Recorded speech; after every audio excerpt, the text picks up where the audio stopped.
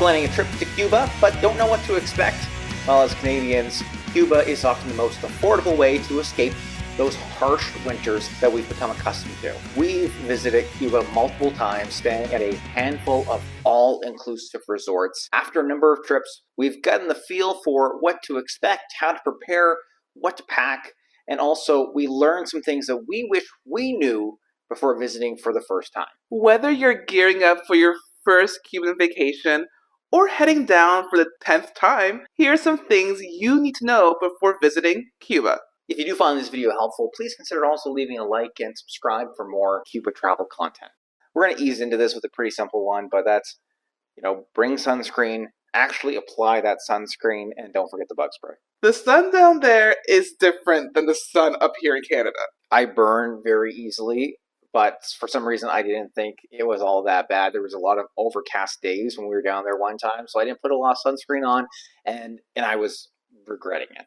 So apply very, very liberally when you're down there. Cuba can have some very buggy areas too, so make sure that bug spray is in your back pocket, because if there's one evening where there's a lot of bugs around, you can just go choo, choo, choo. And they won't bother you. If you are going to Cuba, chances are you're going to stay at an all-inclusive resort, especially if it's your first time.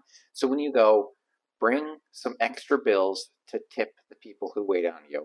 And when I talk about bills, it can be Canadian bills, like $5 bills, but you can also bring USD. Now, USD, it's not accepted in many spots in Cuba, but there is still value to that dollar. So we saw a lot of people at the bars tipping with that $1 bill. Make sure you bring actual bills and not coins, because the coins don't actually have value down there in Cuba. We did see people down there tip with toonies and loonies, but most of the times the bartenders there use that dollars to buy bills off of other guests. So they would get like 10 toonies and trade for a 20.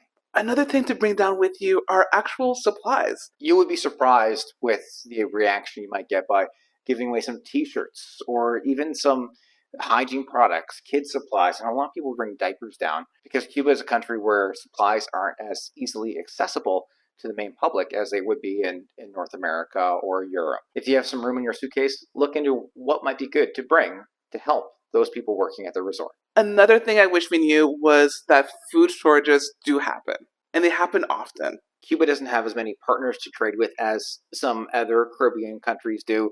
Like, they don't do any business at all with America. There's no direct flights between Cuba and America for tourist reasons.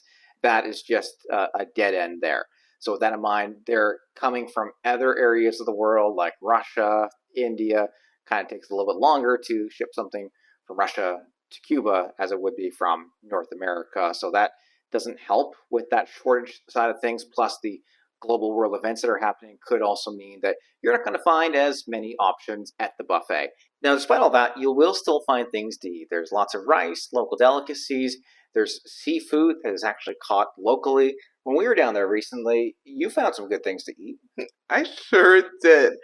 When we first got there, the food was a little bit sparse, you could say, but we actually came in at the right time because throughout our stay, the food got better and better. One day we had just, chicken and ham.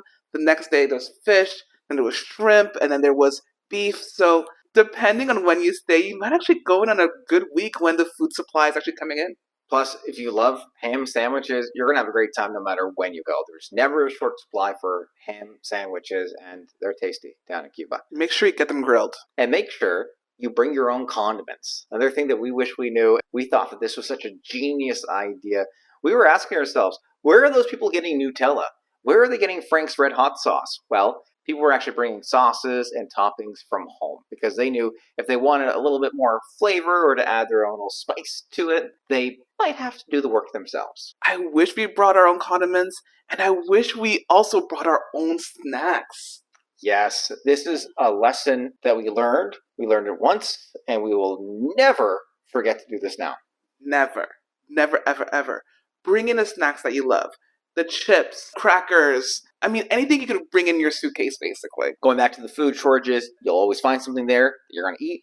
But if you want something that gives you some comfort, maybe late at night, those chips, those Pop-Tarts, those gummies, pack them in your suitcase, pack them in your carry-on, so you know that even if you don't find something that you like at the buffet, you're going to find something that you like in your room. This is especially good if you have kids who are picky eaters. Here's something I wish I knew before I booked my first Cuban vacation, and that's 5-star hotels are not necessarily 5-star hotels. Our first time down to Cuba, we booked a 5-star hotel. We thought we were going to live life like a superstar or a rock star. When we got there, it was just a regular resort. Maybe even a little lower quality than a 3-star resort at some other areas like Mexico or the Dominican. Just because you see those 5 stars on the site that you're booking from doesn't mean that you're going to be arriving and enjoying a Ritz-Carlton experience. Oh, exactly. Let's just say the pool may not be heated. The Wi-Fi may not be perfect. The food might not be spiced. But you're still gonna have a good time as long as you set your expectations right. If you're planning to leave the resort, here's something that you should know, and that's don't confuse currencies. Actually, in Cuba, there are 2 currencies. There's the CUC and there's the CUP that you can get exchanged before you go over. My word to the wise, don't do that. Instead, just keep your Canadian dollars, keep your American US dollars. Like, they will be accepted in some areas. Like, the American dollars are more accepted at resorts than maybe in town. And you can also use credit cards at many local vendors. Don't use American credit cards. If you are coming in from the States somehow, if you're American and you have an American credit card, that will not be accepted. But our Canadian credit cards, we had no problems in the areas that they were. Best thing to do, though, is always have cash on hand. If you are coming and you do want those Cuban pesos, talk to the locals to figure out what is the best one to get. But if you just have your Canadian or American money on you, you'll be fine. Lastly, one thing I wish we knew was to prepare to be offline, because the Wi-Fi is not the best. This is going to be case by case, resort to resort, hotel to hotel. But a lot of times we have trouble just signing in to the Wi-Fi and then getting booted out. For me, I was actually never able to access the Wi-Fi on my phone. You got connected a couple of times in the number of hotels that we've gone, but maybe I don't have the patience. Maybe I was following the instructions wrong. Wi-Fi was never my friend. It was hard to get into. One of the resorts we stayed at, the Wi-Fi was basically our passport number with a bunch of other numbers attached to it. It was very complicated to get into. And even if we got into it, it wasn't like it was going to be lightning fast speeds. It was going to be slow. We weren't going to be watching anything on YouTube or Netflix, but we would be able to communicate. Prepare yourself to be offline, like you said. It's not going to be a work vacation if you need to be on Teams or Zoom calls all day.